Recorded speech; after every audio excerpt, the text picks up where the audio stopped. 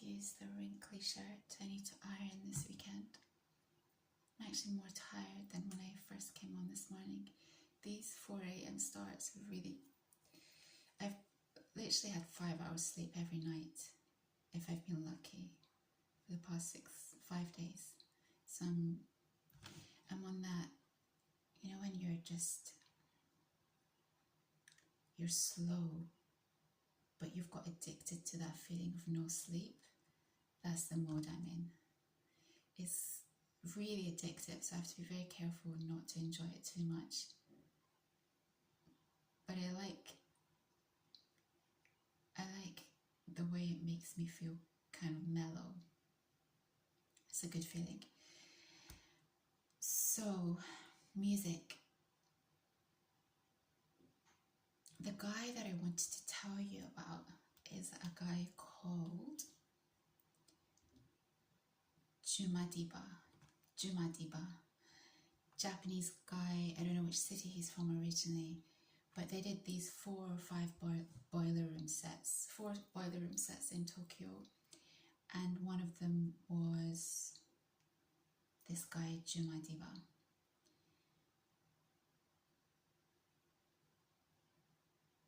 I'm going to play you the track, but first I need to tell you that when I saw this boiler room set and the way it's shot from above, just looking down on the crowd, I couldn't believe it. When I used to live in Tokyo, if people knew that you were a clubber, that you went clubbing, they thought you were kind of like one of those girls and one of those guys, because in Tokyo back in the day, it had a negative connotation, as in people thought you were going to clubs for a certain reason. It couldn't be farther from the truth. I've never clubbed in the UK apart from when I was in university, and the reason for that is because I go to clubs to see DJs play. I actually prefer seeing DJs play than seeing artists perform. For me, a DJ is an artist. It's really beautiful to me to see the way they weave tracks in and out of each other. It's not only does it just make my heart beat on another level, but it's very intellectual to me as well if I see a really good DJ playing a really good set. So I never clubbed in the UK apart from that time in university. There were safety reasons for that as well, and I think in the UK clubbing, people go to club to meet people, and especially because I used to listen to a lot of drum and bass, though it wasn't a clean world. And then I moved to Tokyo, and it was like I'd found my home. Clubbing was not only for me a chance to see really good DJs play sets, but that's how it was for Japanese people as well. So I'd go to these clubs by myself each and every time, apart from the first clubbing experience I had in Tokyo. After that, it was just me solo. And I could literally, some clubs I could walk in and walk out without a single person speaking to me if I chose for it to be that way. There were other clubs, Bed, Ikebukuro, where it was a different vibe, and the boys they're those kind of boys, and you know you're going to be talked to when you go to that type of club. But then there are other ones. For example, there's a club called Aoyama Hachi. It was one of my favorite clubs. There's a club called Module. There's another club called Unit. I could literally walk into these clubs and have no one speak to me apart from the bouncer on the door and the drinks when I'm buying drinks and that kind of thing. It's an incredible experience to have as a woman, to feel so safe, to know that I am not going to have any issues at all, and to know that I'm with like-minded people who are there to see a good DJ play a really good set. There's nothing like the experience of clubbing in Tokyo. I haven't experienced that feeling anywhere else in the world. At that time, the people were very reserved, as in Japanese people not, unless you go to hip hop and reggae and dancehall clubs, they're not, how would I say this?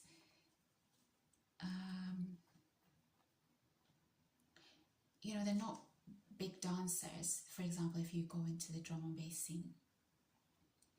But when and they're quite mellow. But this set, and actually all the Boiler Room sets that I checked out, the one in Osaka, the one in Tokyo, the vibe is just different. So these young Japanese people, they're changing, they're becoming so different. They're not so reserved, and they're not holding back anymore. So I think in 10 years' time, Tokyo and the clubbing scene is going to be, even now, it's going to be, I want to go back. I want to go back just to experience this. But I saw this particular Jumadiba set, and it's beautiful, the way it's shot, the vibe of the people, they're all in the same, I don't know how to explain it really, you just need to see it. It's beautiful to watch. So this track, I'm going to blast it. I'm going to blast it for you. This track is everything. Let me play it for you. Let me play it for you.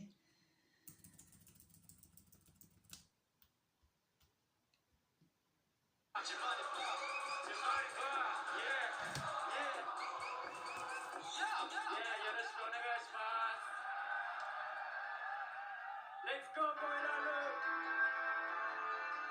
Yeah.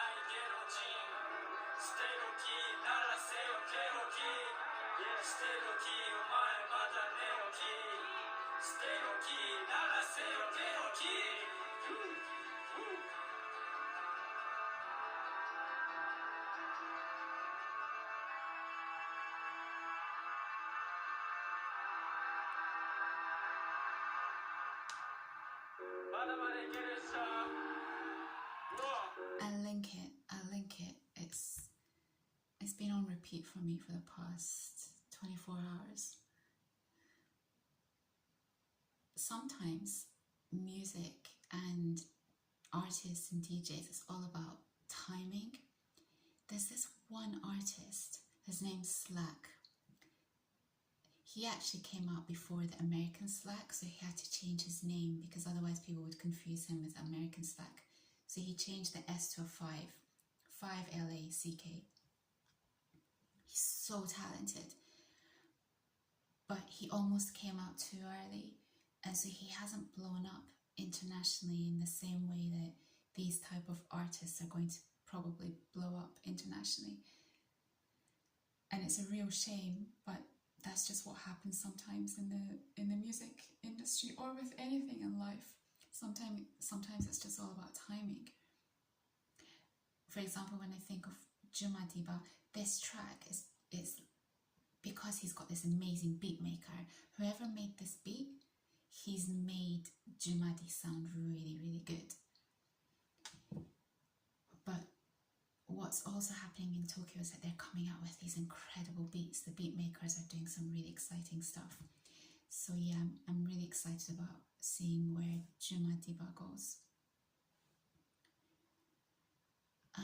What else did I want to say? I wanted to tell you 11 minutes. Okay, I wanted to talk to you about the soushoku danshi. I say soushoku danshi, but actually it might be soushoku danshi. So I'm going to read this for you from Wikipedia. So now we've got this whole thing where guys are described as soft boys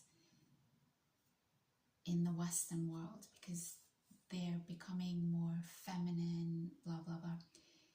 This trend was prevalent or started in Tokyo about maybe 20 years ago. So when I was living there, one of the things I loved about Japanese men is that they're not pushy, they're not aggressive, and you can just get to know them in your own time without this feeling of they just want to get something from you. Of course there are boys like that, but it's very easy to tell the difference between these two groups of guys. And so I see being masculine as very, very different to being an alpha male. I don't really see alpha males as masculine, but that's how they present themselves as. To me, masculinity is a very different thing. And maybe I can talk about that in another video. But let me read you what soushoku danshi means. Herbivore men or grass-eater men is a term used in Japan to describe young men who become voluntarily celibate and express little interest in getting married or being assertive in pursuing relationships with women. The term was coined by the author Maki Fukasawa, who initially intended for it to describe a new form of masculinity that was not reliant on the proactivity and assertiveness typically associated with masculinity in Japan. Philosopher Masahiro Morioka defines herbivore men as kind and gentle men who, without being bound by manliness, do not pursue romantic relationships voraciously and have no aptitude for being hurt or hurting others. According to Fukasawa, herbivore men are not without romantic relationships, but have a non-assertive, indifferent attitude toward desires of flesh. It was sensationalized by the media. There was a negative connotation suggesting young men had lost their manliness and they were responsible for Japan's declining birth rate and stagnating economy. To me, it was so refreshing being around men who treated me as a human being. And I've always found men who see me as the person rather than everything else really, really, really attractive. And to me, that's masculinity, actually. That's real masculinity. Yes, there's a lot of Japanese boys who are incredibly passive and who just don't have that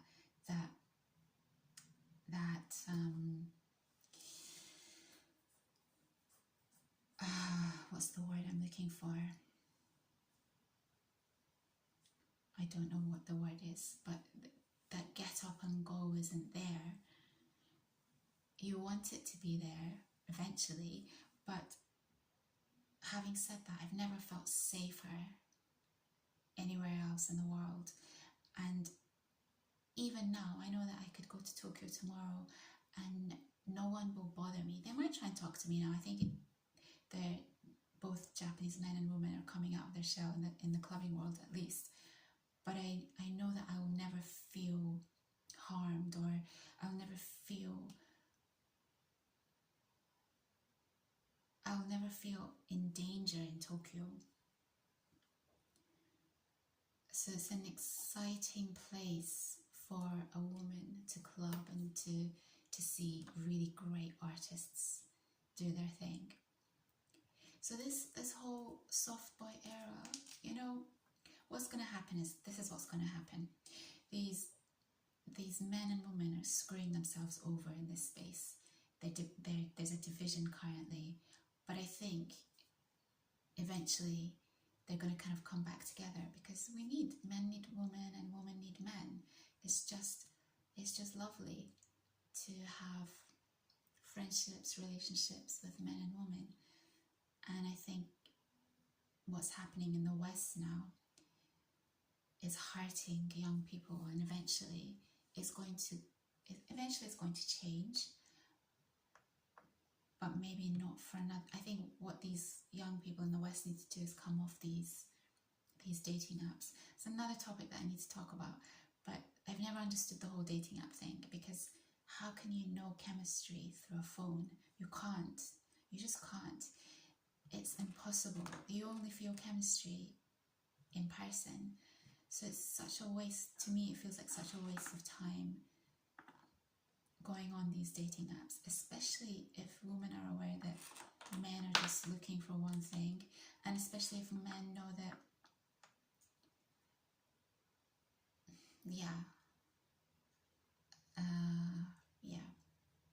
I was about to say, especially if men know that they're not going to get quality relationships with these women, it just feels really pointless to me. So I think once you start meeting people in real life, things change. So now I just feel like saying to you, you should live in Japan for a year or 2 or 3 or however long you want to, because it's just such a cool place. And whenever I see videos, sets, it just reminds me of the incredible experience that I had, and how safe I felt there. My first apartment in Tokyo was near a river, and Tamagawa River, Nikotama, Futakwa Tamagawa River, which is shortened or nicknamed Nikotama. And I kid you not, I would sometimes, because it was so hot there during the summer months, and it was so hot and I couldn't sleep, I would wake up at 2 or 3 a.m. in the morning and I would run alongside this river. And I'm not saying that that's what you should do, ladies. Don't do what I did. Don't do what I did.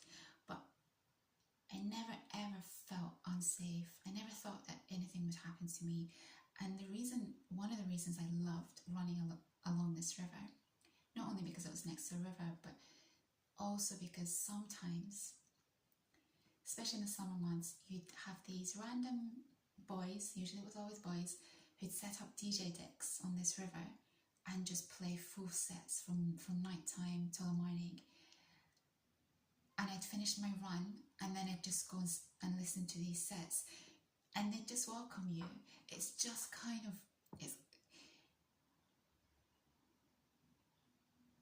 Japanese people, young people, are so special because they just do things that they love. They don't let anything limit them. And that's why you've got these incredible artists in the DJ world, because they're so, once they get into something, they take it to some next level incredibleness. And things like that really impress me. They'll be hanging out with their friends, and suddenly, okay, let's set up a DJ set just for themselves, not for like a group. There'll be like maybe 10 or 15 of them with a DJ on the decks, and it's just for themselves. And I'd happen on these people. They just do things for themselves. They do things because they just want to be good at things. They do things without inhibition, which is a very interesting thing for me to say, considering that it can be a very inhibited culture. And I think that's why the creative space in Japan is so exciting, because in the day-to-day life, this office culture type space, people are so repressed. And then you have this creative world where people are so interesting and so exciting. That's why you have all this incredible animation and manga and technology and fashion and architecture, because it's almost like there's two complete extremes and you're either one or the other. But even in the office space, in the office culture, you get some really, really special people. For example, I remember knowing a guy who was a semi-professional boxer, but who was an office guy. So by day he was this really serious and successful office dude, and in the weekends he was training, and it's stuff like that blows me away about the Japanese and Japanese culture. So yeah, I'm gonna link you this set. I'll probably link you Buddha Monk as well. And that's all I've got to say. I'm gonna start my day, 22 minutes. I'm gonna start my day. You know, I've just come all the way down, and it says, how interesting. See also alpha and beta male, Buddha-like mindset, freeter, hikikomori, incel, men going their own way, neat, nice guy, parasite, single, Satori generation, soy boy. I don't know what Satori generation means. Why are they called herbivore men? Because they don't eat, it's not that they only eat vegetables, but they're trying to say that they don't have the masculinity of someone who eats meat, like a carnivore. That's why they're called soushoku boys. And why did this happen? I don't know. I was there when it was happening, and I can't answer that question for you. It's not like in Japan, it's not like men and women hating each other. It's never been like that. It's just like they're just doing their own thing, and the men don't have the aggressiveness to pursue women. It's not this thing that's happening in the West where they're fighting against each other. It's not like that at all. I personally found Japanese men to be, I like that element of shyness about them, especially if they're very, very attractive, and there's a confidence, but there's a shyness. It's really appealing. It's really attractive. So I think it had a really, I do think that Japan